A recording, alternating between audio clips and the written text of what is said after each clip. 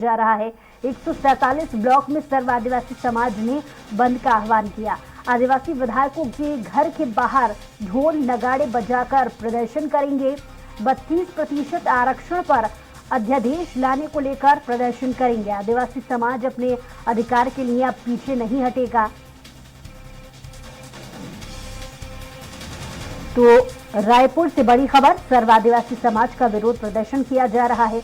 147 block में सर्व आदिवासी समाज ने बंद का आह्वान किया। आदिवासी विधायकों को घर के बाहर ढोल नगाड़े बजाकर प्रदर्शन करेंगे। 32% आरक्षण पर अध्यादेश लाने को लेकर विरोध प्रदर्शन करेंगे। समाज अपने अधिकारों की लड़ाई के लिए पूरे प्रदेश के 147 ब्लॉक में जबरदस्त धरना प्रदर्शन कर रहा है। आज चुनौती है सरकार, सत्ता और शासन को कि आदिवासियों के हित में तत्काल निर्णय लें और उनको जो 32% मिलना था उसे तत्काल अध्यादेश के माध्यम से जारी करें, अन्यथा यह सत्ता संग्राम लगातार आगे बढ़ता रहेगा और आदिवासी समाज इसमें अपना कदम आगे बढ़ाएगा, पीछे नहीं। और इस पर ज्यादा जानकारी के साथ हमारा संवाददाता दिलीप साहू फोन लाइन पर जुड़ गए हैं। दिलीप, जैसा कि विरोध जाहिर करने को लेकर एक प्रदर्शन किया जा रहा है, इस प्रदर्शन को लेकर क्या जानकारी मिल रही है कि अगर अब भी मांगों पर ध्यान नहीं दिया जाएगा तो आगे क्या आंदोलन बड़ा रूप ले सकता है?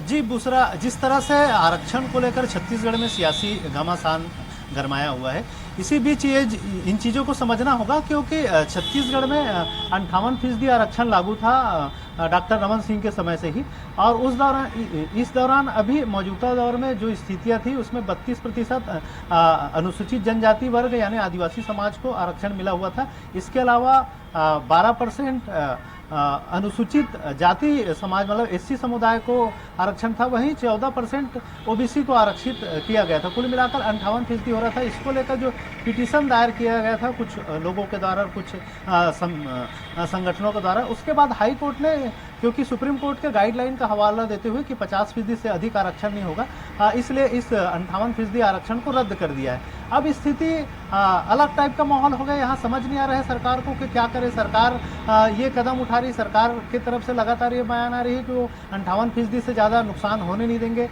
जो आरक्षण लागू था वो बरकरार रहेगा, उसके लिए सरकार हर संभव कदम उठा रही है।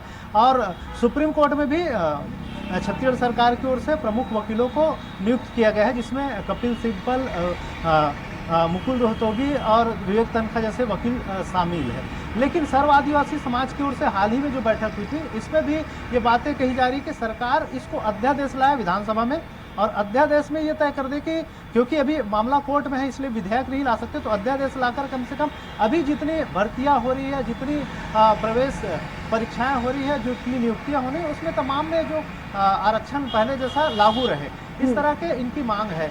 हालांकि मुख्यमंत्री भूपेश बघेल से भी हमने इस संबंध में आज चर्चा की, तो उन्होंने कहा कि अभी क्योंकि 17 अक्टूबर को कैबिनेट की बैठक है, उसमें भी बहुत कुछ आने वाला है। उसके बाद फिर आगे विधानसभा के विशेष सत्र को लेकर भी चर्चा हो सकती है। हालांकि इसको लेकर जो कवासी लकमा है, मंत्री है आदिवासी समाज से भी ताल्लुक़ रखते हैं और कैबिनेट मंत्री है, उनका बयान आया है कि सरकार विशेष सत्र इसको लेकर बुला सकती है, जिसमें ये आरक्षण की जो स्थितियां हैं उसको स्पष्ट करने के लिए एक अध्यादेश भी ला सकती है। तो ये तमाम चीज़ों को लेकर अभी ये स्थितियां स्पष्ट नहीं हो पाई है।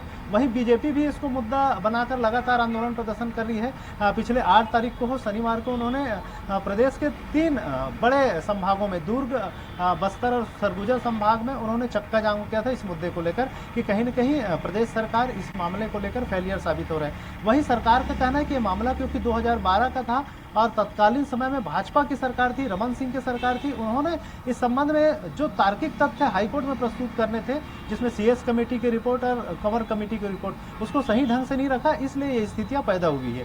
तो कुल मिलाकर दोनों पार्टियां एक दूसरे पर ठिकरा फोड़ रही है। इससे आदिवासी समुदाय कहीं न कहीं नाराज है और आदिवासी समाज आज से प्रदेश के लगभग 147 इलाकों में धरना प्रदर्शन शुरू कर दी है। और खास करके जो बस्तर और सरगुजा संभाग है वहां पर इसका ज्यादा असर देखने को मिलेगा और बस्तर संभाग लगभग बंद की स्थिति वहां ज्यादा नजर आएगी।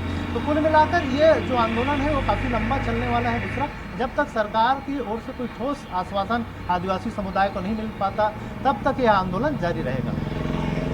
बहुत शुक्रिया तमाम जानकारी के लिए दिलीप।